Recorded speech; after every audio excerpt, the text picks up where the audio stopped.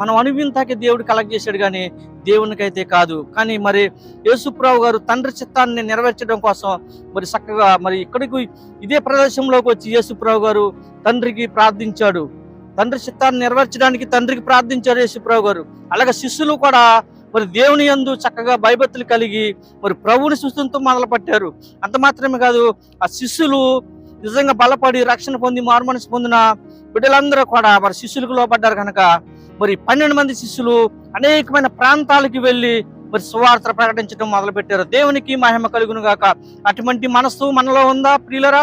ఈ మధ్యాహ్నకాల సమయంలో అటువంటి మనస్సు మనలో ఉంటే గనక నిజంగా దేవుడు మన పట్ల ఎన్నో అద్భుతమైన కార్యాలు చేయడానికి దేవుడు మన పట్ల మరి చేస్తాడని ఈ యొక్క మధ్యాహ్నకాల సమయంలో మీకు జ్ఞాపం చేస్తా ఉన్నా. ప్రియులరా, ఆఖరిగా చిన్న మాట జ్ఞాపం చేసి నేను ముగించడానికి ఇష్టపడుతున్నా.